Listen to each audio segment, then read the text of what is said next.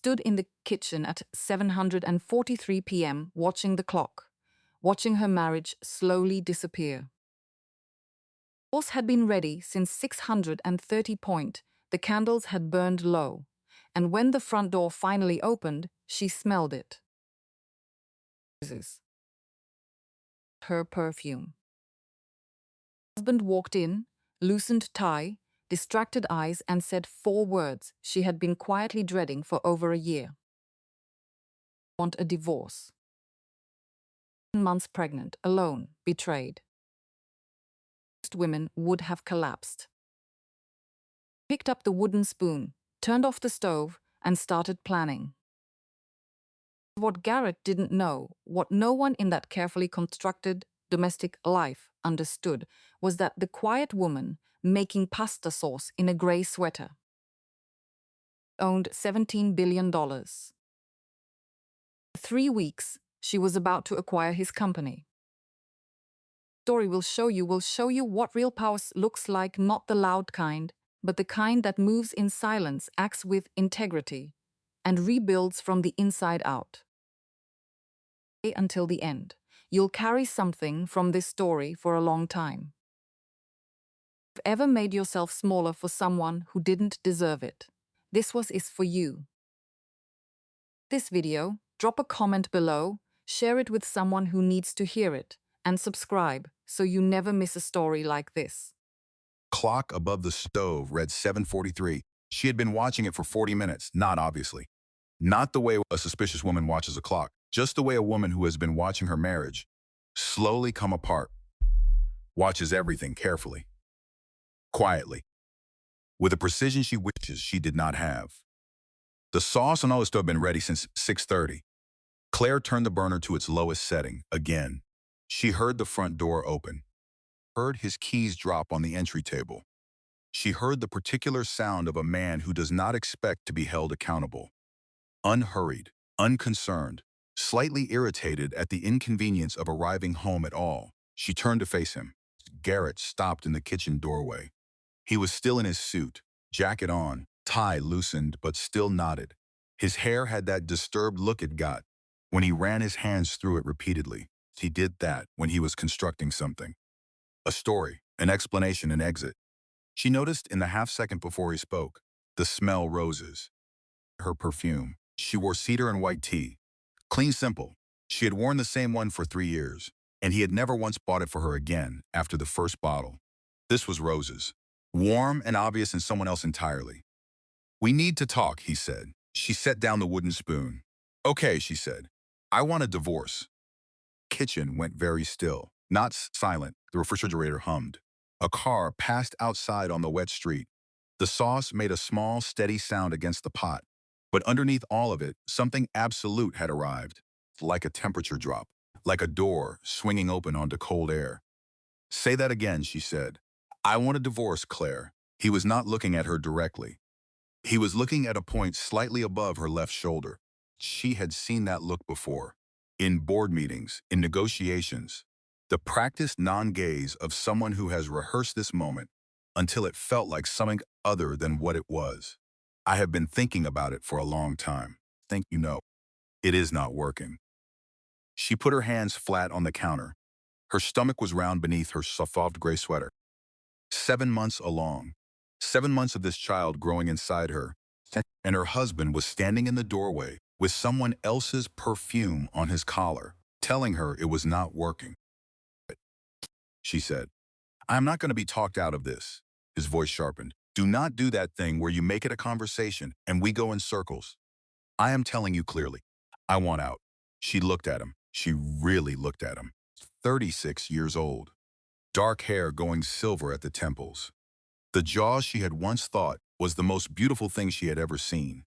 The hands that used to reach across restaurant tables and find hers without even looking. She looked at him, and she thought, how long have I been this alone? And telling myself I was not. "Is there someone else?" she asked. He moved past her to the refrigerator. He took out a beer. He opened it against the edge of the counter. The sound of the bottle cap hitting the granite was very loud in the quiet kitchen. "That is not what this is about," he said. "That is not an answer. It is the answer I am giving. He leaned against the counter opposite her. He looked at her with an expression she had never quite seen on his face before. Not guilt. Something harder than guilt. Something that looked almost like impatience, like she was a meeting he needed to get through. This marriage has been over for a long time. Claire, you know it. I know it. The baby, he stopped. He rubbed the back of his neck. I will support the baby. I am not walking away from my child, but you and me, it is not real anymore. Look at me, she said. Looked at her.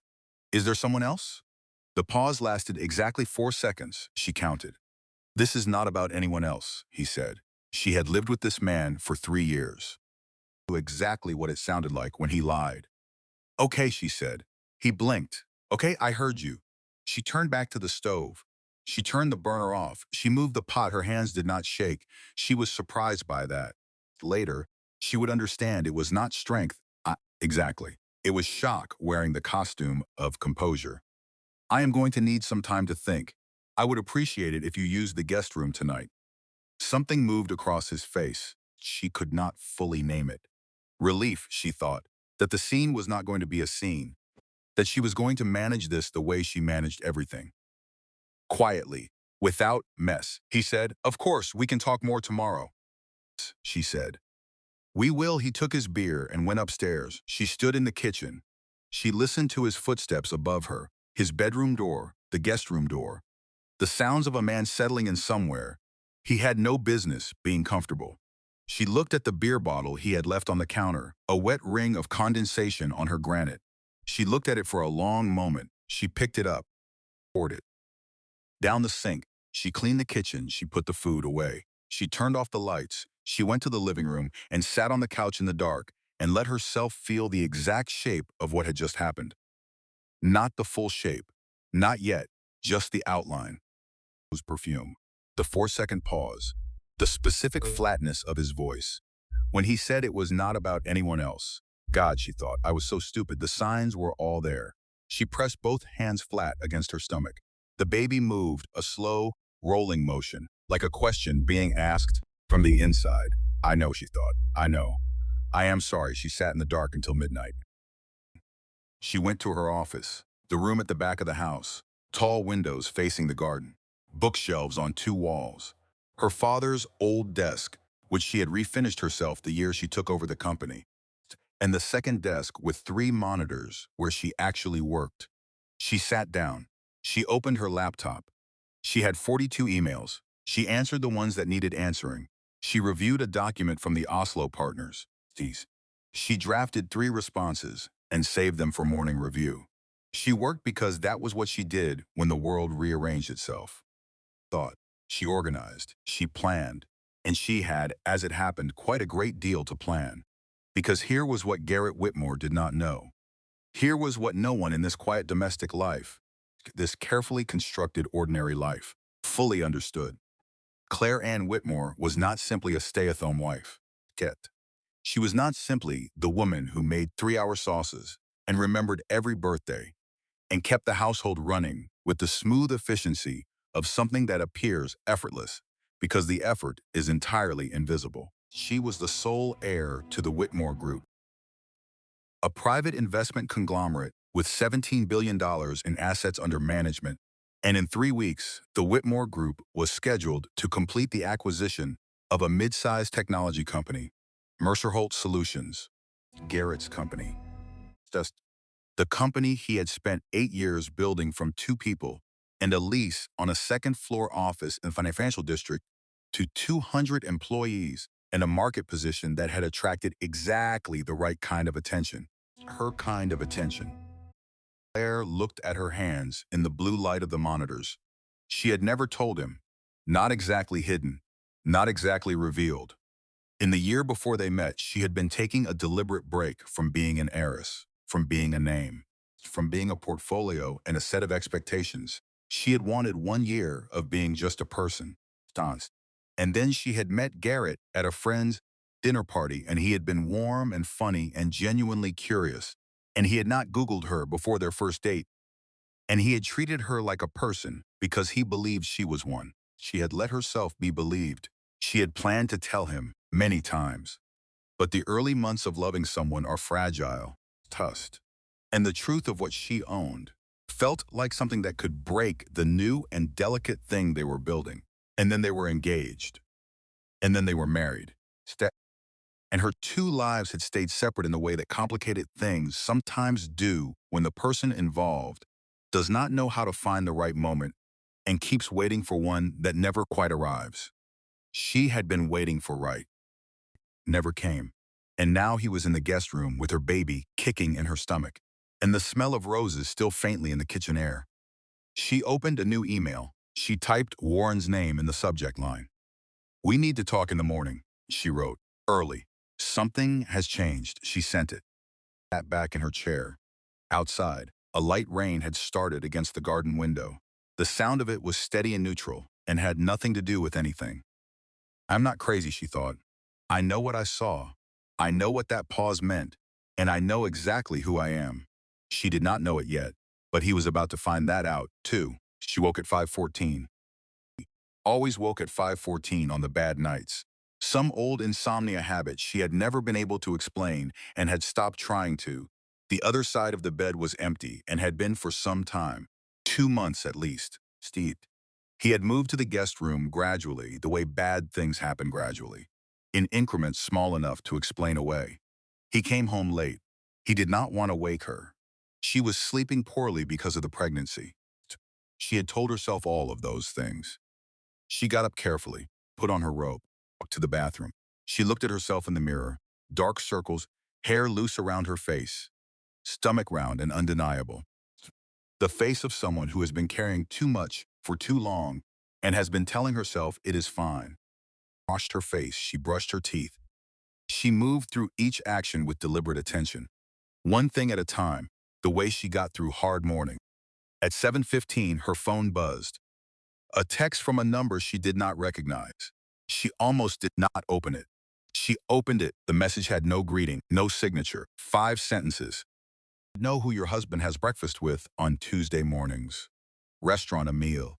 Corner of 5th and Hargrove. He has a regular table. He is there right now." She read it twice. She looked at the time. 7:17. She opened her Maps application. Restaurant a meal. 7 minutes away. Opens at 7 for breakfast service. She sat on the edge of the bed for exactly 90 seconds. Then she picked up her bag, her keys, her coat. Drove downtown in the thin morning light. She parked on Hargrove. She walked to the restaurant. She pushed open the door.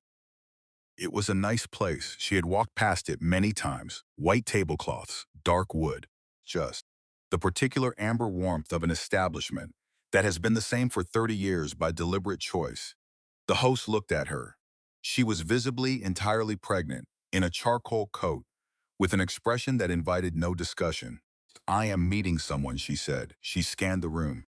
Found them in the far corner. A window table. Garrett, in the blue shirt she had pressed. 2 days ago, she recognized it by the small missed crease at the left shoulder, leaning across the white tablecloth toward a young woman with long dark hair and very good cheekbones, and a posture that said she was used to being looked at. They had coffee, pastry plates, the particular intimacy of people so absorbed in each other that the room around them had temporarily ceased to exist. He was laughing at something she had said. Claire stood at the entrance of the restaurant and looked at her husband laughing. She had not heard him laugh like that in a very long time. She stood there for approximately 10 seconds. Garrett looked up. The laugh stopped. The color left his face in a single visible wave, like water being pulled from a tub. The young woman followed his gaze. She looked at Claire. Her eyes went directly to Claire's stomach. Something moved across her face. Something that not quite guilt and not quite surprise, but was made of both. Claire looked at her husband. She looked at him for long enough that the people at the nearest two tables noticed and looked away with the discomfort of involuntary witnesses. She said nothing. She turned. She walked out. She walked to her car. She sat in it. She put both hands on the steering wheel. She looked out the windshield at the ordinary street. A man walking a small dog. A delivery truck double parked. Two women in running clothes moving past in mid-conversation. World continuing completely indifferent to the wreckage. Her phone rang. Garrett, she sent it to voicemail. It rang again. Voicemail. Text arrived, Claire. Please, let me explain. She put her phone in her bag. She drove home. She made eggs. She sat at the kitchen table and ate them slowly and methodically because the baby needed food. And the baby did not care about the current situation. She cleaned her plate. She washed it. She went to her office. She called Warren at 8:15. Need a full-scope background check, she said. Garrett Whitmore and his company. Cross-reference a woman named Dana Prescott. She is the marketing director at Mercer Holt Solutions. Warren was quiet for 3 seconds. In 4 years, he had learned the particular weight of Claire's quiet requests, the ones that came in a steady voice and meant something larger was moving underneath. Claire, he said. Yes, are you all right? I am working on it, she said. Can I have the report by noon? You can have it by 11:30, he said. She hung up. She called Beth. Beth answered before the second ring was finished. It is 7:50 in the morning. You only called this early when I saw them, Claire said, together at a restaurant on 5th. Silence. Honey. He had a regular table. The host did not ask him where he wanted to sit. He just went. She looked out the office window at the wet garden. He was wearing the shirt I pressed on Sunday. She is young, 29, I think. She looked guilty when she saw me, which means she knows about me. Which is worse, Beth said. Yes, much worse. She paused. He called twice. I did not answer. Good. Beth. He told me last night he wanted a divorce. He came home, told me it was not working. And then he took a beer from the fridge. He stood there, leaning against the counter, drinking it. He took a beer, Beth said carefully, while you were standing there, 7 months pregnant. He asked for a divorce and took a beer from the fridge. He left the condensation ring on the granite. Please tell me you poured it down the sink. I did. Okay, Beth said. I am coming after my 11 o'clock. Do not make any decisions before I get there. Not making decisions, Claire said. I am gathering information. That, Beth said, is exactly what I am worried about. Warren's report arrived at 11:22. She read it for 3 hours. Most of it she already knew, or had known and chosen not to know, which is a different thing entirely. Garrett Whitmore, Chief Executive Officer of Mercer Holt Solutions. 8 years at the company he had co-founded with Scott Mercer. Annual salary of $380,000. On paper, a successful man. Paper. Page 4 was the financial section, a company credit card, his personal executive card, a pattern of charges categorized as client entertainment across 8 months, 4 hotels. She recognized 2 of them, high-end, downtown, the kind of places where the front desk did not ask questions. Page 7, an underreported personal expense account, small individual charges that accumulated over 14 months to just over $41,000, jewelry. 3 purchases at a jeweler on the east side, a weekend at a spa in the Berkshires, and a hotel in Paris. Nights in Paris. 7 weeks ago. 7 weeks ago, she had been 30 weeks pregnant. She had been so exhausted. She had been going to bed at 8:30. She had been reading about infant sleep schedules and pediatricians, and whether the gray-blue paint she had chosen for the nursery was going to look too dark once the furniture arrived. He had told her he was at a technology conference in Boston. She sat with the Paris hotel for a long time. Then page 9, Prescott, 29, marketing director, employed at Mercer Holt for 14 months. Prior to that, a digital agency in Boston. The report included a section of sourced information from professional contacts in it. Dana had told 3 colleagues that she was dating a man who was, in her words, separated from his wife. Separated, not married, not in a marriage, separated, which meant Garrett had constructed a story, a complete, detailed, sustained story, that Claire was essentially already gone, that the marriage was a formality, that he was a man in the process of moving forward. 14 months of that story. She set the report down, looked at the garden. The rain had stopped. A crow sat on the fence post, very still, like it was thinking about something specific. Somewhere along the way, she thought, I became invisible, not just to him. I became invisible to myself. She thought about the last year, every explanation she had constructed for the late nights, the impatience, the phone left face down on every surface. She had explained each one individually. She had never let herself add them together. She was adding them together now. The sum was not a surprise. Was the thing about the sum, it was never actually a surprise. The hardest part was admitting she had known all along. She pulled a fresh document open. She began to write a chronology, structured, dated, specific. When Beth arrived at 12:30, she found Claire at her desk with a printed document and the particular stillness of a woman who has finished processing one thing and is already moving toward the next. Beth sat down. She looked at the document. She looked at Claire. "How are you actually?" "I am not crazy," Claire said. "I know what I saw this morning. I know what the report says. I know what I have been explaining away for over a year." She folded her hands on the desk, and I am furious. I want to be clear about that. Absolutely furious. I am just not operating from the fury right now. Is the fury going to get a turn? Yes, Claire said, later tonight. Alone. It will get its full turn. Beth studied her. And then I am going to decide what to do. Claire. Beth leaned forward. "You know I love you. And because I love you, I am going to say this directly.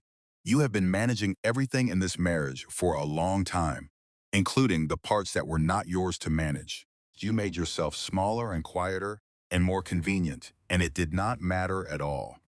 Looked at her. "I know," she said softly. "I know that now. I deserve it better than this," she thought. Not as a question, as a fact, simple and clear as arithmetic. "I deserve better than every single part of this." She opened a new email to Patricia Hale, her private attorney. 6 years of handling the personal affairs of Claire Ann Whitmore with absolute discretion and zero tolerance for nonsense. "I need to see you this week," she typed. "Personal matter, urgent." She sent it. She looked at Beth. "Stay for lunch?" she asked. "Obviously," Beth said. Patricia Hale's office was on the 19th floor with windows that looked over the river. She was a small, precise woman who wore her gray hair in a tight chignon and had the particular unhurried quality of someone who had heard everything twice. She listened to Claire for 1 hour and 20 minutes without interrupting. Claire finished. Patricia asked 2 questions. The affair, independently confirmed outside the background report. "I saw them together this morning with my own eyes," Claire said, "and his knowledge of your role in the Whitmore Group, confirmed absent. Warren has been the face of every meeting. All documents list CDA, Whitmore Capital as the acquirer. Garrett knows the buyer only as that. He has never asked to meet the principal." Claire paused. "I believe he assumed the principal was a man." Patricia made a small note on her legal pad. "Not know he is being acquired by his pregnant wife." "No. And you are 7 months pregnant." "Yes." Something moved across Patricia's composed face. Not sympathy exactly. More like a very particular kind of respect. "All right," she said. "Let us talk about your options." Talked for 2 hours. Claire drove home in the early evening. The city lights were coming on. She sat in the parked car in her garage for 11 minutes before going inside. She sat in the silence. She thought about the chronology she had written. 14 months. The hotels, the jewelry, the Berkshires weekend. Paris. She thought about the specific dates. She had gone back through her calendar after reading the report. She had matched the hotel dates to her own schedule. The first hotel date. She had been at her 6-month prenatal appointment alone, which she had told herself was fine. She preferred to handle things herself. The second hotel date. Her mother's birthday dinner. The three of them. Claire and Garrett and Eleanor. Garrett had been on his phone the entire evening, and Claire had made excuses for him to Eleanor, who had looked at her with an expression she had not allowed herself to read at the time. The third hotel date, her baby shower, Beth's house, 7 women. Sparkling water for Claire. Little sandwiches cut into triangles. The specific happiness of women gathered together around something anticipated and hopeful. She had come home a little after 9 with that uncomplicated warmth that good company leaves in a person. She had found Garrett asleep on the couch, with the television on. She had spread a blanket over his shoulders carefully, tucked it around him. She sat in the parked car and felt that memory land fully for the first time. The blanket, the care she had taken with it, the tenderness, the things she had given freely to a man who was not even there. She went inside. He went to the garden despite the cold. She stood on the patio in her socks. She looked at the bare November garden, the structure of it, the bones of what she had planted. She thought about the year before she met Garrett, that deliberate year of freedom. She had been 29. She had just taken over the Whitmore Group after her father's death. She had been running on grief and responsibility for 2 years, and she had told Warren, I need 1 year. 1 year of being nobody's heiress, nobody's daughter, nobody's CEO, just me. She had moved into a smaller apartment. She had cooked things she wanted to cook. She had gone to galleries alone. She had read slowly. She had let herself be a person. And then she had gone to a dinner party. And Garrett had been across the table asking her questions and actually listening to the answers. And she had thought this is what it feels like to be seen. She understood now what she had not understood then. He had not been seeing her, been seeing what she allowed him to see. The simplified, accommodated, carefully curated version. To Claire, who had no $17 billion and no 3 monitors and no acquisition pipeline and no complicated history of being someone important. He had loved that Claire. But she was not only that Claire. And somewhere in the gap between the Claire he thought he knew and the Claire she actually was, the marriage had found all the space it needed to come apart. She went back inside. She went to the kitchen. He made tea. She sat at the kitchen table with her hands around the mug, and she let the memories come. Not the bad ones, the early ones. The dinner party, where she had worn a green dress, and he had found his way to her side within the first 20 minutes and stayed there. The second date. At the Impressionist exhibit, she had mentioned once in passing, and he had remembered and planned around, without telling her, the way he had stood in the rain on the museum steps and said, I am going to marry you someday. I thought you should know. She had thought he was someone who paid attention because he cared.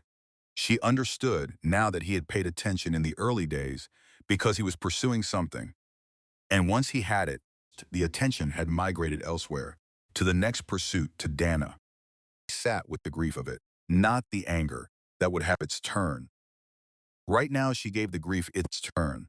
The specific grief of learning that what she had believed was real contained more manufactured material than she had known.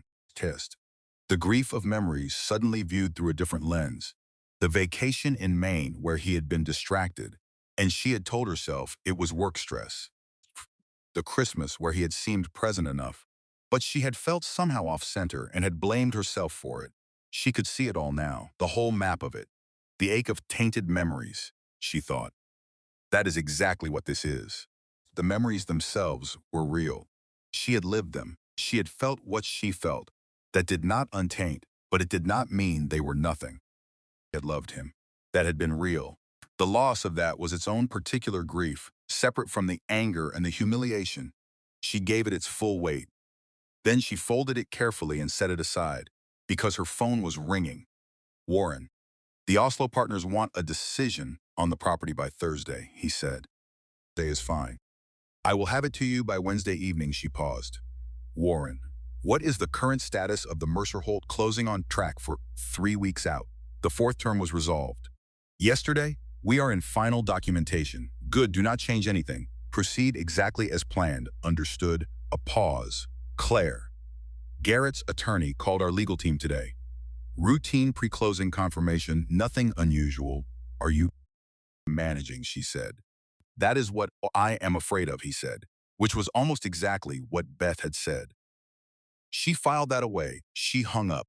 She opened her laptop. She pulled up the executive structure scenarios. Scenario retained the current chief executive officer with reduced authority. Scenario B transitioned to a board advisory role. Scenario C replaced the chief executive officer entirely. She read all three. Did not decide yet. But she noted that each scenario was based entirely on what was best for the company and its 200 employees. Just. Each scenario treated the Mercer Holt acquisition with exactly the professional integrity she had brought to every transaction for 4 years. That would not change. What? What Garrett had done in his marriage would not touch what she did with his company. She was going to be able to look back at her decisions in this matter and feel nothing but clean about them. That mattered more to her than anything he had cost her. He was in the garden on a Saturday afternoon. Cold for the season. Gray sky holding its breath between one weather system and the next. She was wearing her heaviest coat and moving slowly through the garden beds, checking what she had planted in October, talking quietly to herself the way she did in the garden, because the garden did not judge and did not require anything back. She heard the front doorbell. She came in through the back, through the kitchen, down the hallway. She opened the front door. Dana Prescott stood on her porch. Person, without the distance of a restaurant window, she was both more and less than Claire had expected. More, because she was real, a specific person with specific eyes and specific hands she was currently pressing together very tightly in front of her. Less, because the calculation Claire had expected was not there. What was there instead was something she had not anticipated. Genuine conflict. The eyes of someone who has not slept well and is doing a difficult thing, because it is the right difficult thing. Dana was holding herself very still, like someone standing at the edge of something, and making herself stay, Mrs. Whitmore, she said. I know who you are, Claire said. Dana flinched. I know you do, she inhaled slowly. I know I have no right to be here. I know. This is the last thing you want. But I need to tell you something, and I need to do it to your face, because I owe you at least that. Claire looked at her for a moment. She stepped back from the door. Come in, she said. They sat in the living room. Dana on the couch, perched at the very edge of the cushion. Claire in the wide armchair. The arrangement of two women who are not enemies but are not comfortable, and both know it. Dana looked at Claire's stomach. Something moved across her face. He told me you had been separated for over a year, she said. She said it quickly, the way you pull a splinter. Fast, because it has to happen. He said you had agreed to co-parent, but that the marriage was already over. Essentially a legal formality you were both waiting to resolve. She paused. He said the pregnancy was unplanned. He made it sound like she stopped. Like what? Claire asked. Her voice was quiet, careful, like it was a complication from before things ended. Like you were both just waiting for the right time to make it official. Dana looked at her hands. I want you to know that is what I believed. Because I have a mother. I have two sisters. I would never. Her voice went slightly unsteady. She controlled it back. I am not someone who would knowingly do this. Claire looked at her. She thought about Garrett constructing that version. The attention it required. The sustained deliberateness of building a story that a person could live inside. Separated wife. Accidental pregnancy. Marriage on paper only. Packaging it all into something a 20-year-old woman could accept as real. The patience of it, the precision. Did you know the truth? Claire asked. The restaurant, when you walked in, she looked up. Her eyes were dry, but barely. He had told me that morning you were visiting your mother for the weekend. I was in my garden, Claire said, as I am most Saturday mornings. Dana nodded. One small, tight nod. I know that now, she exhaled. I ended it that same day. That same afternoon, I want you to know that. Claire studied her. She let the silence exist for a moment. Thought about being angry at Dana. She examined the feeling honestly. The anger was present, a thin layer of it. But it was a different anger than what she felt toward Garrett, and she understood why. Dana had been given false material and had built something on top of it. Garrett had been given the full truth and had chosen to construct a fiction. He called you, Claire said after. 4 times that week, and twice the following Monday. Donna's jaw tightened. Something in the movement reminded Claire of her own face in the mirror. The expression of someone arriving at a truth they do not enjoy. Trust. He told me that you had found some financial documentation and that you were threatening to use it professionally. He wanted me to provide a statement confirming that certain hotel charges were legitimate client entertainment. The room went very quiet. He asked you to commit fraud, Claire said. Dana nodded. Yes. What did you tell him? Dana looked up directly for the first time. I told him I would not. She paused, and then I called a compliance attorney, and then I came here. Claire looked at this young woman. She thought about what it took to drive to this address and ring this doorbell. The specific courage of doing a hard thing, not because it helped you, but because it was right. Thank you, Claire said. For coming, I am sorry, Donna said, for my part in all of it. I was given information that was not true, but I should have. She stopped. I should have asked harder questions. I knew he was married. He told me the marriage was over, but as she looked down, I wanted to believe it. Is very convincing, Claire said. Yes. Dana looked up. He really is. After Dana left, Claire stood at the front window and watched her walk to her car. She thought the most unexpected ally. Not a friend, not someone she would call or visit or build anything with, but someone who had chosen honesty over convenience when it mattered, at cost to herself. That was not nothing. She went to her office. She called Patricia. Donna Prescott came to the house, she said. Patricia's voice shifted into its careful professional register. Tell me. Claire told her everything. She is willing to provide a voluntary statement, Patricia said when she finished. The compliance angle alone changes the settlement materially, but the attempt to suborn fraud from a witness, that is a significantly different category of problem. No. Claire, a pause. His attorney called mine this morning. Separately from the pre-closing legal contact Warren mentioned, he is asking questions about Cian Whitmore Capital, about the ownership structure. Another pause. I believe he has hired someone to dig. Claire went very still. He is close to knowing, she said. I believe so. Yes, how quickly can we close the acquisition? Is Warren's question. I will call him, she paused. Patricia, whatever happens in the next few weeks, whatever he discovers or tries to use, I want our conduct to be unimpeachable. Everything above board, everything documented, every decision I make about Mercer Holt, based purely on what is right for that company. Understood, Patricia said. I will make sure our side is airtight, she hung up. She called Warren. Accelerate the closing timeline, she said. He is starting to look. How quickly? Warren was quiet for 2 seconds. 14 days. I can have everything ready in 14 days. Do it, she said. She closed her laptop. She put her hands on her stomach. The baby pressed back, a firm, deliberate pressure, like someone saying, I am still here. Do not forget about me. I know, Claire said softly. I know. I am not forgetting. Came home at 6 the evening after Donna's visit. He walked in with the specific posture of a man who had spent the day preparing for a conversation, composed on the surface. Underneath, something that wanted very much to control the room. Claire was in the living room. She had made tea. She had not made dinner. She was reading or appearing to read. She looked up when he appeared in the doorway. We need to talk, he said. Yes, she agreed. We do. Sat across from her, the careful stillness of a man who believes he is managing a situation. She recognized it from watching him in meetings. The deliberate calm of someone who has decided they are ahead. He was not ahead. This morning at the restaurant he started. Was Dana Prescott, she said. He stopped. I know who she is, Claire continued. I know how long it has been. 14 months to be precise. I know she believed you were separated. I know about the Paris hotel 7 weeks ago. I know about the $41,000. Room changed temperature. I know about the jewelry, she said, and the Berkshires. And the fact that you asked her, after she ended things, to commit fraud on your behalf to cover the company expense categorization. Garrett's face went through several rapid changes. Surprise at the specificity, a flash of something genuine, actual shame, visible for a moment before it was covered, and then the familiar defensive construction.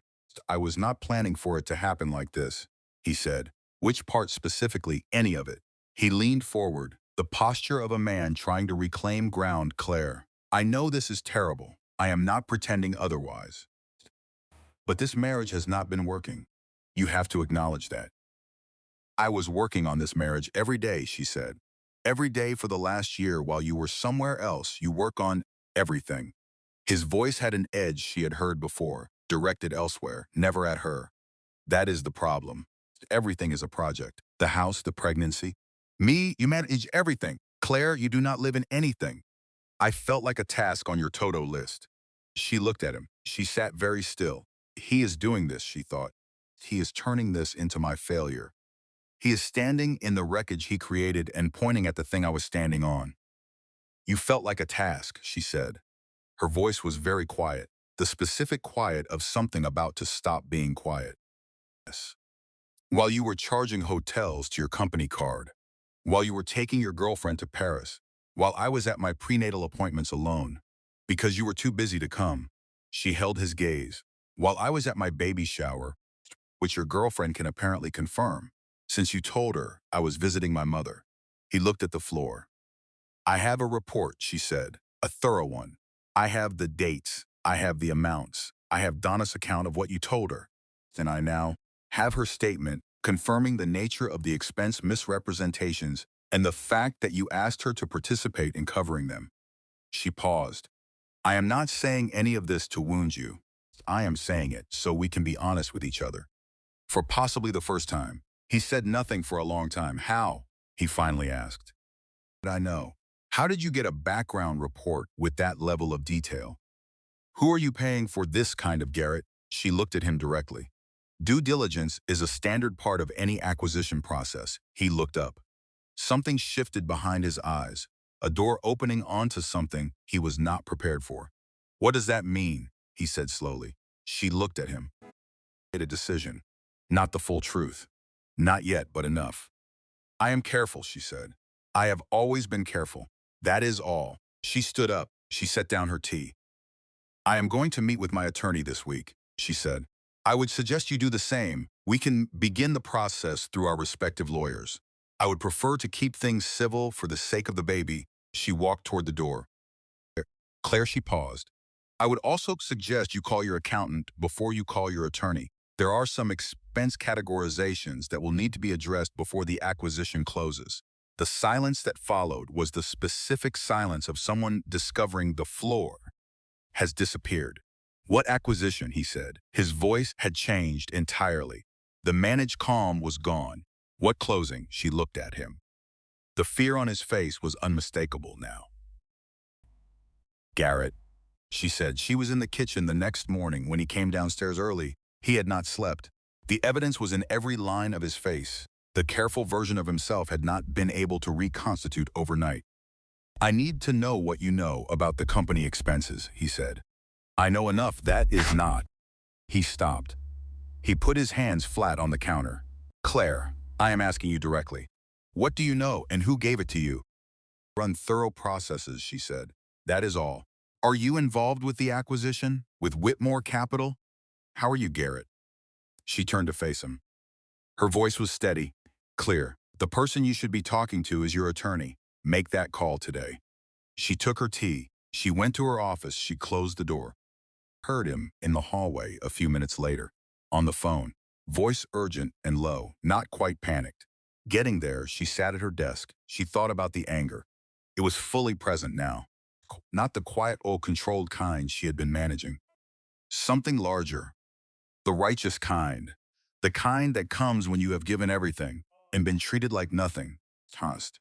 When you have pressed a blanket carefully around the shoulders of a man who was not there while he was not there. He thinks he can manage this, she thought. He thinks if he finds the right leverage, he can manage me. He does not know who he is dealing with. She pressed her hands to her stomach and felt the baby press back. No one is going to manage us, she said quietly, not anymore. The call came on a Tuesday. She was eating lunch at her desk when her phone rang. Garrett, she answered, I know who you are. His voice was stripped down to something raw. The managed version was entirely gone. I had someone run the ownership structure on Whitmore Capital. C. Whitmore, Claire. Ann Whitmore, you are the buyer. You have been the buyer this entire time. She set down her yogurt. Yes, she said, you have been sitting in this house, watching me go to meetings with your company for 6 months. And you said nothing. Yes. Did you plan this? His voice cracked on the question. Not with grief, with fury. Was this a strategy from the beginning? Was this the whole? The word came out firm and flat. Mercer Holt came onto our acquisition pipeline because of its intellectual property position and its market share trajectory. The analysis was entirely independent of our marriage. When I discovered the conflict of interest, I removed myself from direct negotiations and had Warren take the lead to keep the process clean, to keep the process. He made a short, disbelieving sound. You are acquiring my company, Claire. Without ever telling me, the disclosure would have materially affected our negotiating position, she said. I made the call that protected the integrity of the process. That is a decision I stand behind. That is incredible, that you can sit there and Garrett.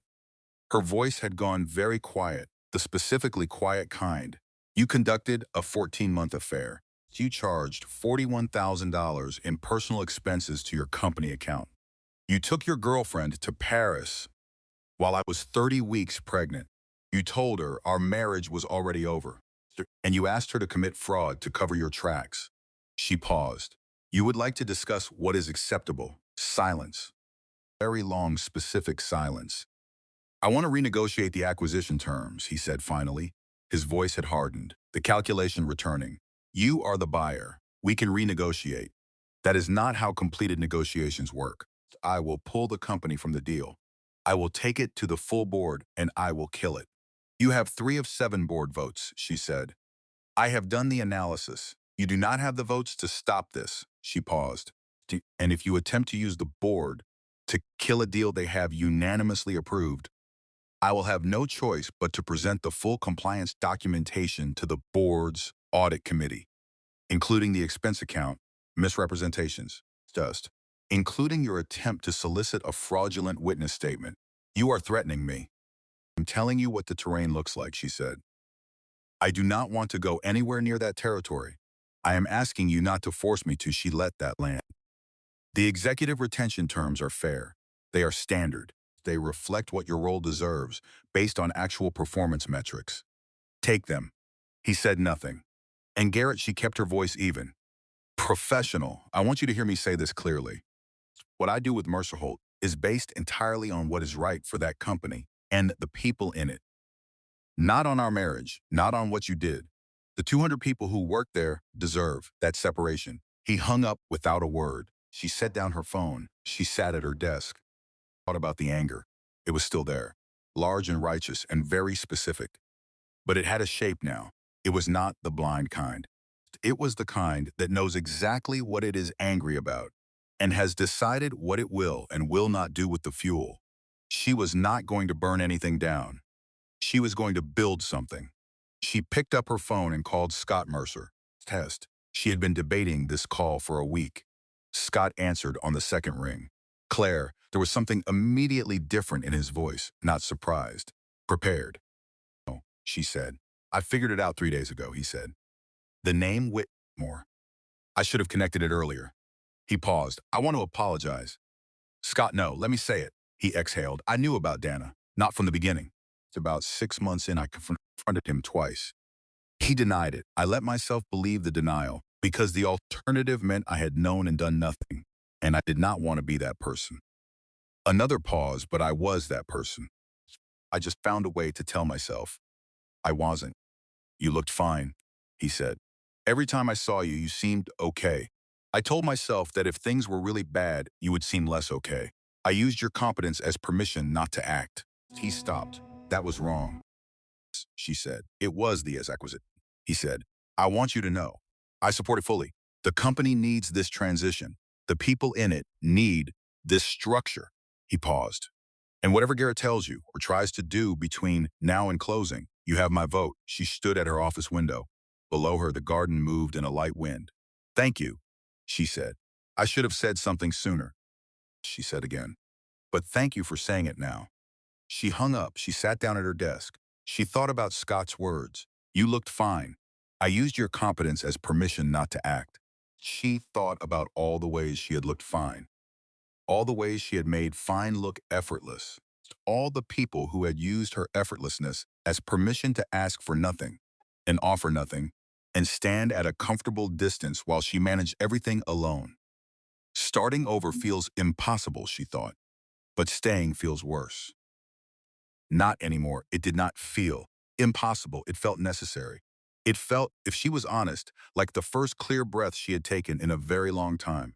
Her blood pressure spiked on a Wednesday afternoon. She had been in back-to-back calls for 4 hours. Warren with the closing timeline, the Oslo partners. Patricia with an update on Garrett's attorney's latest communication. Her nutritionist, who had been telling her for 2 weeks to slow down, and whom she had been telling she would when things settled. Things were not settling. Stood up from her desk between calls, and the room tilted slightly. Not dramatically, not a fall, just a tilt. Like the floor had shifted half an inch, and then shifted back. She sat back down. She noticed her heart was working harder than usual. She sat quietly. For a moment, she noticed her hands were not quite steady. She called her Mercer's. Nurse told her to come in immediately. The word immediately delivered with a calm that is more alarming than alarm. She drove herself. She did not call Garrett. She called Eleanor.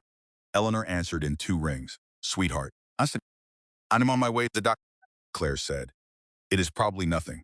But I am already getting my keys, Eleanor said. At the clinic, the nurse took her blood pressure 3 times. Mercer came in. She looked at the numbers. She looked at Claire. You need to stop, she said. I know, I mean today. Not tomorrow. Not after the next call. She sat down across from Claire with the specific directness of a person who will not be managed. Your body is telling you something very clearly. Are you listening? I am listening, Claire said. Whatever is happening in your life, and I can see from looking at you that something significant is happening. Your first job is this, she gestured at Claire's stomach. Your only job right now is making sure this person arrives safely. Everything else is secondary. Claire looked at the monitor, the heartbeat, steady, constant, completely indifferent to acquisition timelines and divorce settlements, and husbands who smelled of someone else's perfume. Right, she thought, right. Eleanor arrived. 40 minutes later, she walked into the examination room and took one look at her daughter and did not say a single word. She simply sat down in the chair beside the bed and took Claire's hand. They stayed like that. The nurse came in, left, came in again with paperwork. Left again, the machines made their steady sounds. Claire said eventually, you do not have to say anything. I was trying to hold everything together. I thought if I could just, she stopped. She looked at the ceiling. I cannot hold everything together all the time. No, Eleanor said. You have always believed you were the exception. You are not. You are extraordinary, but you are not the exception. I should have stopped. Eleanor's voice was gentle but final. You did what you knew how to do. You managed. Cause. You have been managing since you were 14 years old, and your father died, and you decided that managing was the only acceptable response to the world being unreliable. She squeezed Claire's hand. You have been managing for 20 years. You are allowed to stop. Looked at the ceiling. The grief arrived without warning. It had been waiting. All of it. The pasta sauce, night, the iron shirt, the baby shower blanket, the Paris hotel.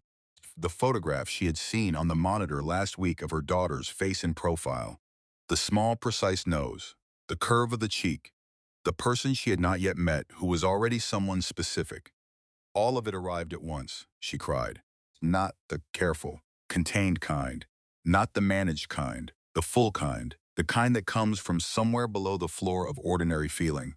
The kind that has been waiting behind a door you have kept closed very firmly for very long. Cried for the marriage she had believed in, for the person she had thought she was building a life alongside, for the version of herself that had gotten quieter and smaller and more accommodating over 3 years, trying to fill the space with enough gentleness that the absence of something real would not be felt. She cried for her daughter, who deserved a different beginning than this. She cried until there was nothing left. Then she took a long, slow breath. She wiped her face with the tissue Eleanor held out. Okay, she said. Okay, Eleanor agreed. I am done carrying it alone. Good! Eleanor's voice was soft. You have people, Claire. Let us carry some of it. They stayed in the clinic room for another hour. Dr. Mercer returned, reviewed the numbers, approved Claire's discharge with specific instructions. Rest, real rest, home, and horizontal for 48 hours. Nothing that was not the baby. Eleanor drove her home. She installed herself in the guest room with the authority of someone who has decided and expected no argument. Who came home at 9 to find Eleanor in his kitchen making chamomile tea with the manner of a general who has secured a position, had the specific experience of walking into a home and understanding, immediately and completely, that he was the least welcome person in it. He stood in the doorway. Eleanor looked at him. She had been holding her opinion of Garrett Whitmore with careful precision for 2 years. She had done it because her daughter loved him, and her daughter's peace mattered more than her instincts. Regardless of how accurate those instincts had proven to be, that consideration was over. She is resting, Eleanor said. She poured her tea. She had an epo today. Blood pressure, she is fine. The baby is fine. She looked at him steadily. No thanks to the last several weeks. Not no. No, Eleanor said. You did not, because you have not been paying attention. She set her mug on the table. There is food in the refrigerator. I would appreciate if you kept to your room. He opened his mouth. He closed it. He went upstairs. Eleanor listened to his footsteps cross the ceiling. Claire, a text, he is home. He is upstairs, you are safe. Sleep. Claire's response came back in 30 seconds. Thank you, I love you. Eleanor smiled. She sat alone at the kitchen table with her tea. She thought about the word safe. The way Claire had not questioned it. The way she had just accepted it. The way a person accepts safety when they have been without it long enough to know exactly what it feels like to be offered it back. I should have said something sooner, Eleanor thought. She was muffled. I saw it, I should have said. Hold that and let it settle. Then she sent one more text to Claire. I see you. All of you, you are magnificent. She waited, 3 dots appeared. Then Claire's response, I am starting to remember that. Tried 4 times. The first was a note. She found it slid under her office door on a Monday morning, written in his handwriting on a torn piece of notepaper. It said, I know I have destroyed everything. There is no excuse. Thanks. I just need you to know that my feelings for you were real. At the beginning, they were real. She read it twice. She thought about the beginning, the dinner party, the rain on museum steps. Test. The early months when he had remembered everything she said and shown up with small specific kindnesses that felt like being genuinely seen. She believed that had been real. She also believed that real things could coexist with terrible ones, that a person could love you genuinely in one season and betray you entirely in the next, and both of those things could be true simultaneously, and neither of them excused the other. She folded the note. She put it in her desk drawer. She did not respond. The second attempt was a knock on her office door 2 days later. He stood in the doorway with the stripped-down version of himself. No armor, no management, the baby, he said. How is she? We are both fine. He stopped the next appointment. Can I come? He thought about her daughter, about co-parenting with this person for the next 18 years, about the kind of foundation she wanted to build for that, even if the marriage was over. It's about what her daughter would eventually know about how this was handled. I will text you the time, she said. But this is not an opening, Garrett. This is about the baby. I understand. I know that. Tunked. Something in his voice was different from the managed versions. She did not allow herself to respond to it. Not because she was punishing him, because she did not trust the difference was permanent. The third attempt revealed him most clearly. Thursday evening, Eleanor had gone to see a friend. Garrett came into the kitchen with the look of a man who had been circling something for days and had finally committed to saying it. Acquisition, he said. She was making tea. She kept making tea. I want to talk about the executive transition terms, he said directly. Not through attorneys. He came further into the kitchen. Claire, I built that company. 8 years. I know the deal is done. I am not trying to stop it. But there has to be room to discuss the chief executive officer role going forward. I am asking you, he paused, as the mother of my child, please? She poured her tea. She turned around. She looked at him. She thought about every time that phrase had been used. Every time someone had appealed to a woman's relationships as leverage for a professional request, as the mother of my child, just as if the role of mother came with a requirement to be leveraged, as if her body enlarged with their daughter was the most persuasive argument he had. Garrett, she said, the executive retention terms are standard. They are fair. They reflect exactly what the role deserves, based on the company's actual performance. She kept her voice even. What I will not do is give you better terms than you have earned because you have now realized who I am. We are having a child. Yes, and I will co-parent with you thoughtfully and fairly for the rest of my life. That is a separate thing, she looked at him. You do not get to come to me now as my husband and ask for things you would never have gotten from C.D. Whitmore Capital. He stared at her. Something moved through his face, several things at once. He could see it clearly. He had been looking for the lever, the right angle, the approach that would work. And he was discovering with visible and somewhat spectacular dismay that there was no lever. She was not a system that could be worked. She was a person who had decided things. Okay, he said finally. He said it like someone setting something down, like someone who's been carrying a strategy for a long time and is recognizing that it has served its purpose, and its purpose was nothing. Okay, she said. He left the kitchen. The fourth attempt she had not expected. A phone call the following week. Late afternoon. His voice was different from all the previous versions. Stripped down past the armor, and past the calculation, and past the genuine shame of someone caught, down to something she recognized from very early. The actual person underneath all the strategies. I want to say something, he said. It's all right. I have been thinking about her, our daughter. He paused. About what she is going to know about me when she is old enough to know things. Another pause. I do not like what the honest answer looks like right now. She waited. I called a therapist, he said. I have a first appointment next week. I am not telling you because I expect it to change anything between us. I am telling you because she is the reason.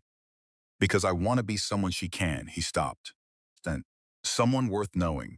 She sat very still. She thought about the question of whether this was real or another strategy. She thought about it honestly. She did not know.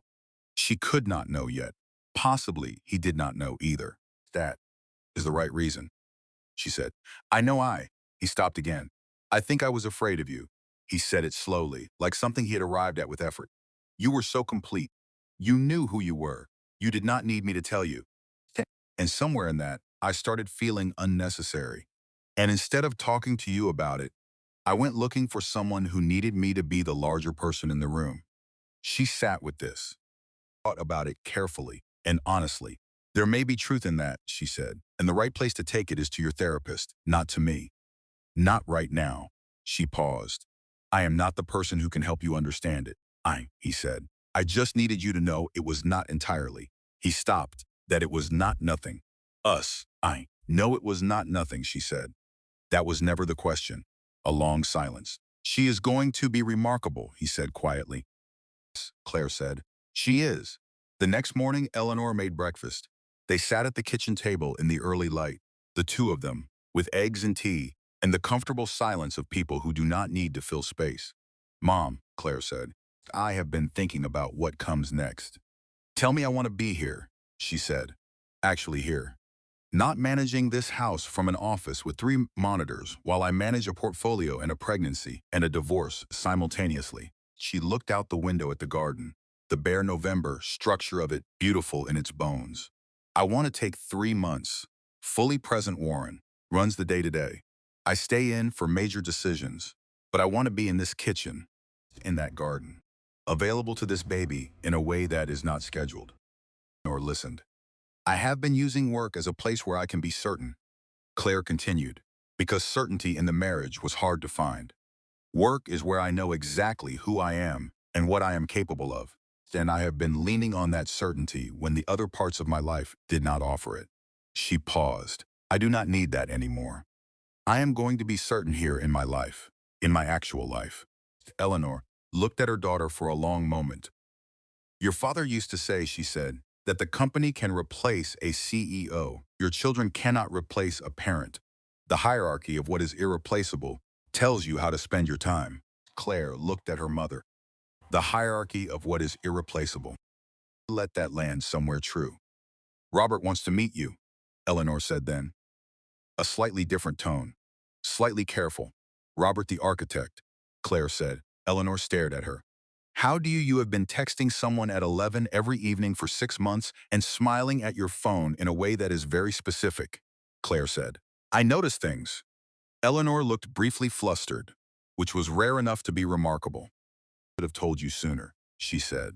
Yes, Claire said. Bring him to dinner soon. Eleanor's eyes went bright. She picked up her tea. She looked out the window with a small private smile.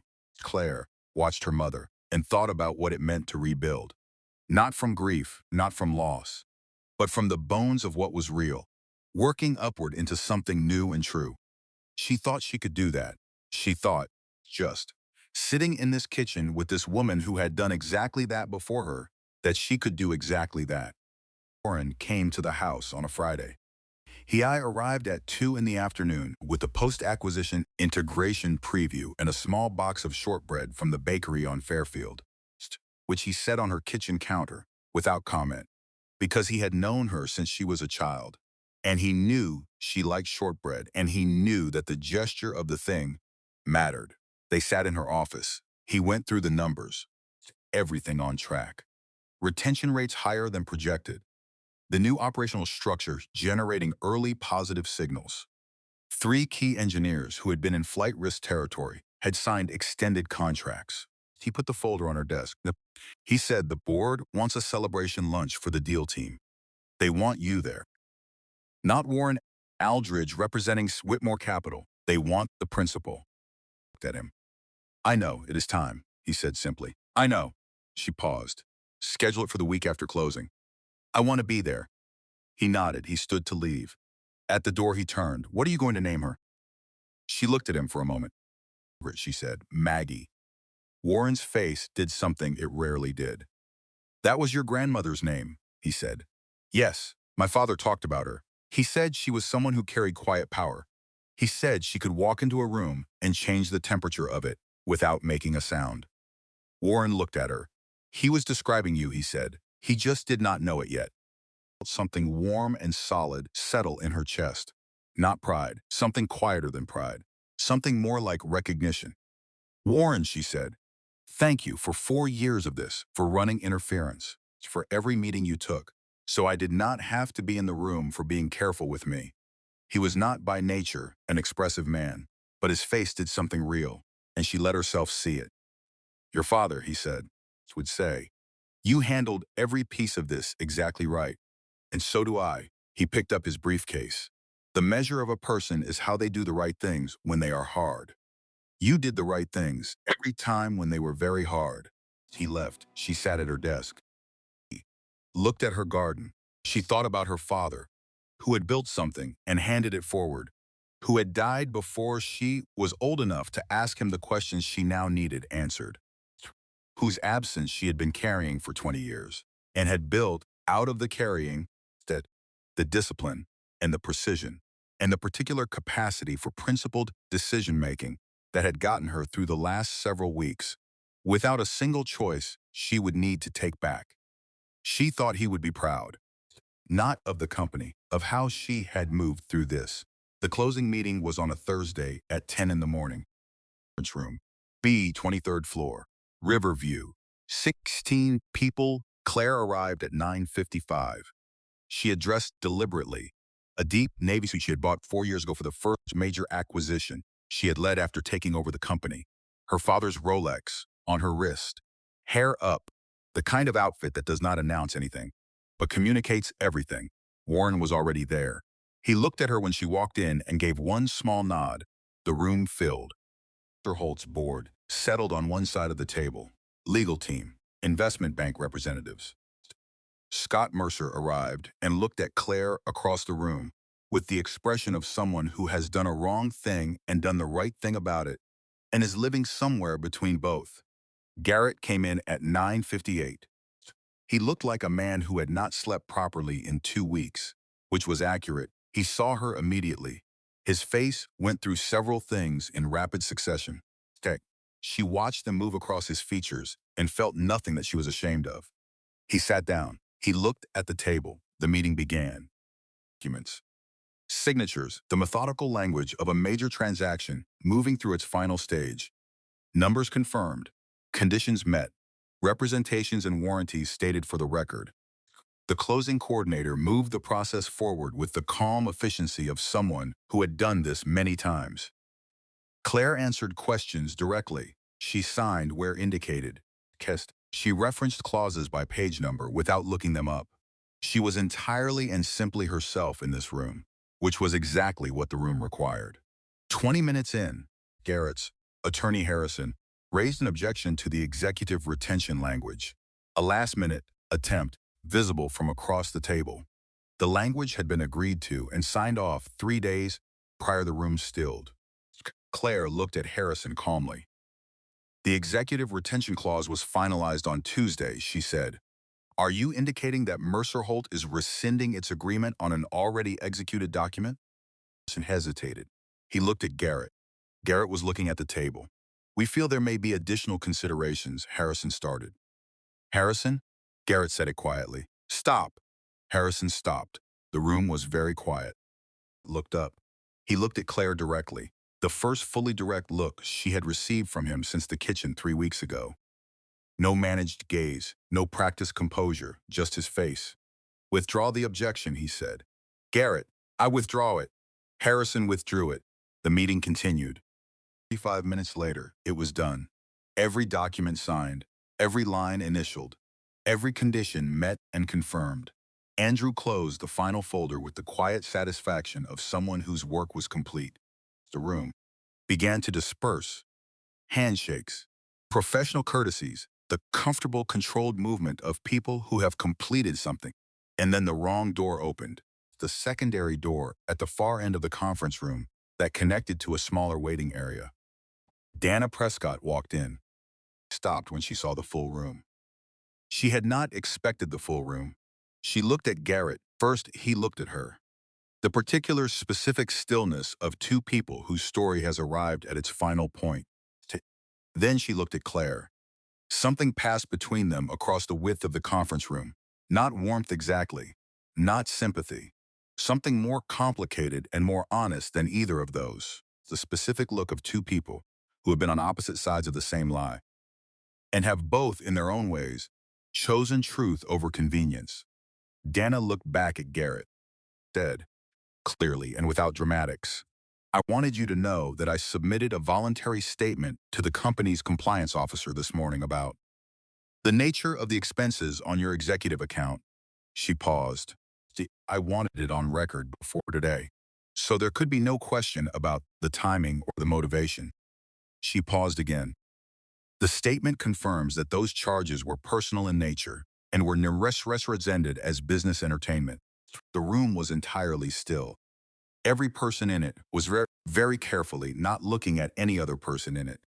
Garrett's face had gone the specific color of someone watching a structure they built come down around them. That is all I needed to say, Donna said. I am sorry for the interruption. She turned, went back through the door. It closed, a moment of profound, professional silence. Gerald, the board chair, looked at Claire across the table. He said nothing. He simply nodded, once, the nod of a man who has understood something completely and has decided that understanding is sufficient. She nodded back. Warren appeared at her elbow. Ready? She said. She gathered her documents. She walked toward the main door. She paused. As she passed Garrett's chair, he was still sitting. He had not moved. Hussed. He was looking at the table, with the expression of a man standing in the wreckage of everything he had tried to manage, and finding that the management had run out. She stopped beside him. Tossed. The compliance issue will be handled through standard governance processes, she said quietly. My team will not pursue further than what corporate responsibility requires. You will not face criminal exposure if the accounting is corrected before month end. He looked up, genuinely surprised. Why? Because 200 people work in that company, she said. Chest. And because your daughter is going to know who you are someday. I want you to have a reason to make it something worth knowing. Left the room. In the corridor, Warren walked beside her. The city stretched silver and enormous outside the glass. That was, he said carefully, quite a moment. Yes, she said. The Dana Prescott entrance was not in the plan. No, she agreed, it was not. It was quiet for a moment. You know what your father would call what you did in there? What? Class, he said, still the right one. Maggie arrived on a Monday morning in early March, 6 pounds, 9 ounces, a full head of dark hair. Eyes that were, in those first hours, the precise blue-gray of early morning sky before the sun has decided anything. Claire held her in the delivery room. Machines made their quiet sounds. Eleanor sat in the chair beside the bed, with her hands folded in her lap, and her face open in a way that Claire had seen only a few times in her life. The specific openness of someone witnessing something that exceeds the need for any response. The baby looked up. Claire looked back. Hello, she thought. There you are. I have been waiting for you. Garrett was in the waiting room. She had texted him when the labor began. He had come. He had waited the full 9 hours without complaint or demand, or the particular kind of need that had characterized so much of the recent months. Just present, available, waiting. Stud. When the nurse brought him in, he stood at the edge of the room, looked at the baby in Claire's arms with an expression that had no performance in it at all, no construction, no management. Just a man looking at his daughter for the first time. "Hi," he said, to Maggie. Just that one small word. Maggie's hand opened in the air, closed, opened again, the random, gorgeous grasp of someone newly arrived in the world and not yet sure what there is to hold. Garrett looked at Claire. "Thank you," he said, "for letting me be here." She nodded. There was nothing more that needed to be said in that room at that moment. The divorce was finalized 6 weeks after Maggie's birth.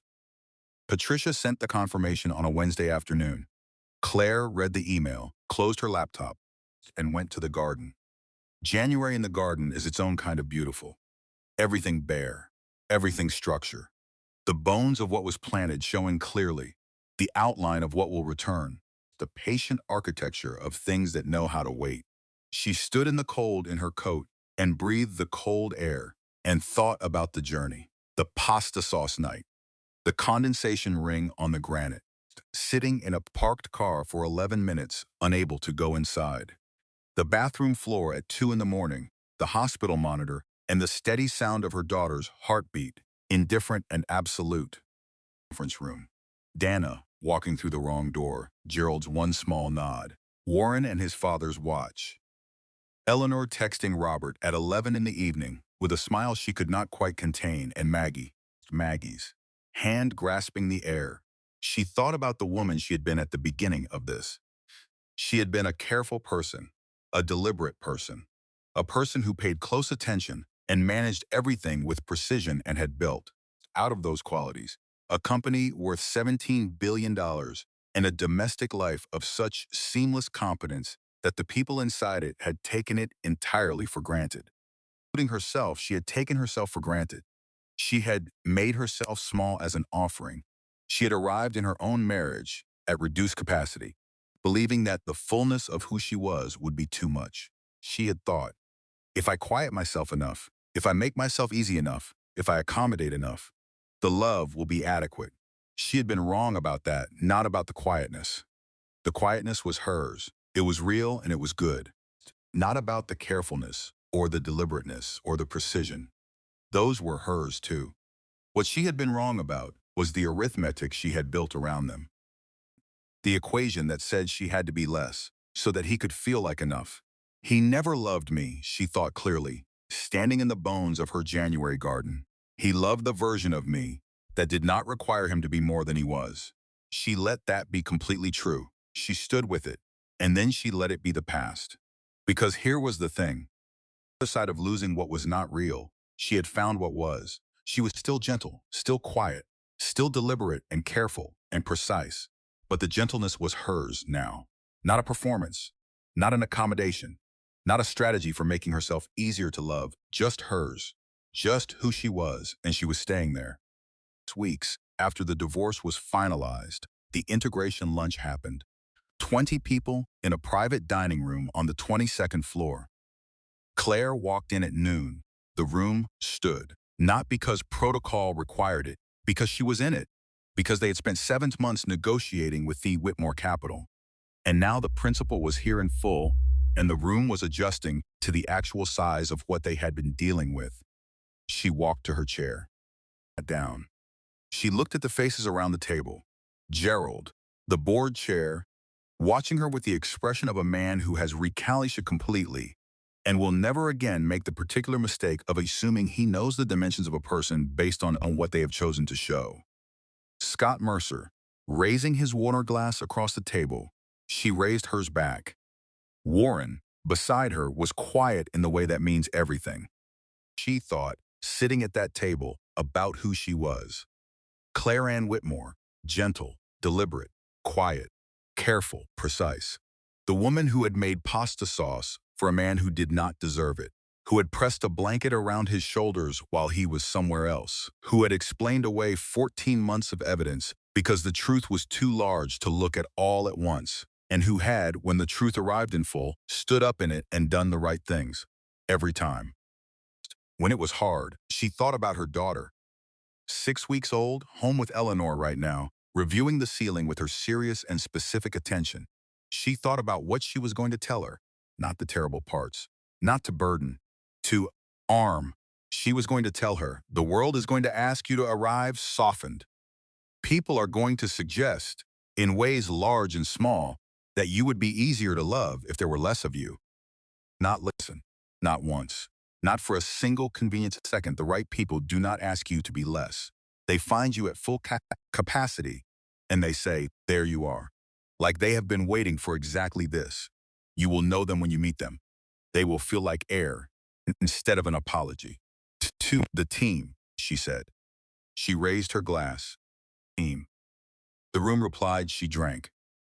1 month later, she was in the garden on a bright February morning, cold and clear. The particular clarity of a winter day that has decided to be generous with light. She had Maggie in the carrier against her chest. The baby was awake, looking out at the garden with those early morning eyes. Serious, appraising, like a person reviewing documentation. Claire moved slowly through the garden beds. She talked to her daughter about the names of things, the climbing roses, the lavender, cut back for winter, already preparing itself invisibly underneath, the hydrangeas at the back fence, the old apple tree that had been there when she moved in, and that she had never been able to bring herself to change anything about. Maggie watched everything with total attention. This is ours, Claire told her. This garden, this house. We built this. I built it, and now it is ours. She paused at the climbing roses, ran one finger along a bare cane, felt the small, precise structure of the thorns. In spring, these are going to be extraordinary. They do not look like much right now, but they know what they are. They are just waiting for the right conditions. Maggie made a small sound. An opinion. I agree, Claire said. She stood in the winter garden with her daughter pressed warm against her chest and looked at the bare, beautiful structure of everything she had planted. She thought the prison door was unlocked the whole time. I was my own warden. Not anymore. She thought about the woman she had been. She did not hate her. She did not cringe from her. She had been a woman doing the best she knew how to do with the understanding she had at the time. She had loved genuinely. She had given generously. She had been, by any reasonable measure, a good person in a situation that required her to learn things she had not yet learned. She had learned them now, was learning them still. That was what it was to be alive.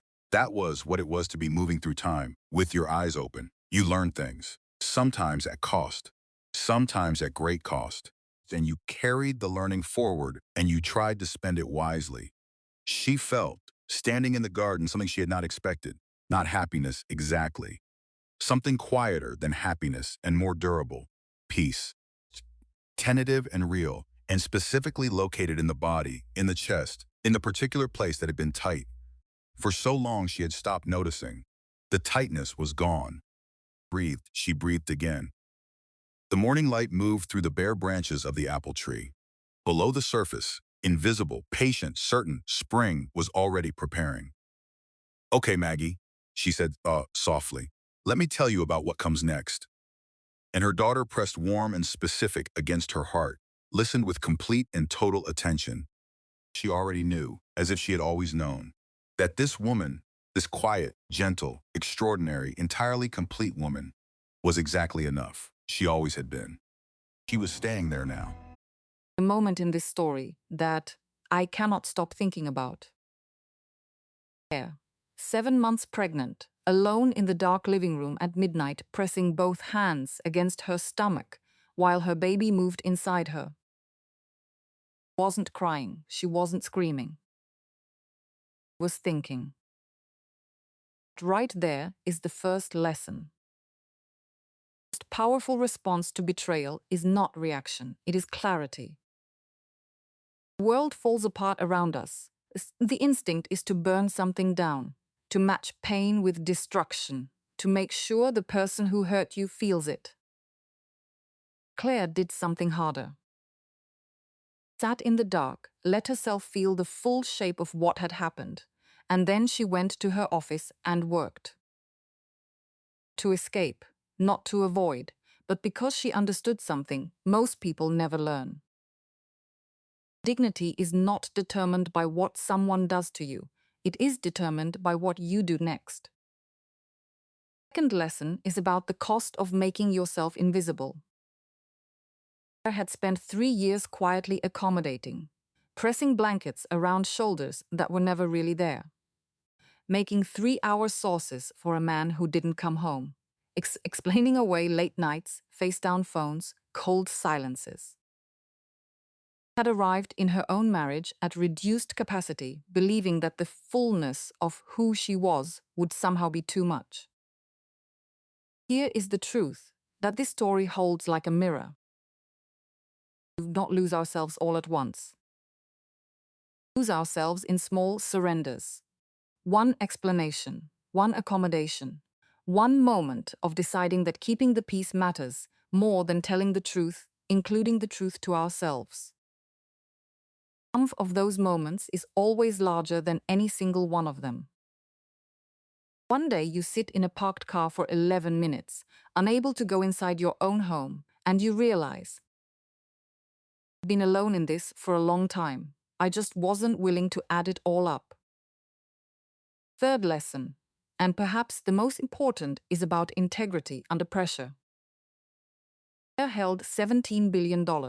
She was acquiring her husband's company. She had every weapon available. She used none of them for revenge. Treated 200 employees as innocent people who deserved to be protected from decisions made in anger. She gave Garrett the minimum consequences required by law, and no more. She told him, quietly, that she wanted him to have a reason to be someone his daughter could be proud of. That is not weakness. It is what strength actually looks like. The measure of a person is not how they act when things are easy. It is how they act when they are hurt, when they are betrayed, when no one would blame them for burning everything down, and they choose, deliberately and consciously, to build something instead. Finally, the lesson that lives in that last image. There in the winter garden, Maggie against her chest, moving through the bare bones of what she had planted, talking to her daughter about the names of things. Do not look like much right now, but they know what they are. They are just waiting for the right conditions. Is the whole story in 2 sentences. Maybe in your winter right now. Everything bare, everything structure, nothing blooming. If you know what you are, if you can stay rooted in that spring, is already preparing underneath. Not behind, you are not broken, you are not less. You are exactly enough. Always were. Just needed the right conditions to remember it.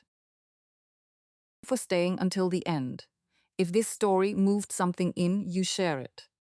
Someone in your life is standing in their own winter garden right now, and they need to hear this. Comment, share, subscribe. I'll see you in the next story. Content was carefully researched, developed, and manually edited by our team to deliver meaningful stories with valuable life lessons. Every narrative is crafted to entertain, inspire, and empower our audience. We believe that great stories can change lives, and we are committed to bringing you content that matters. Thank you for being part of our community.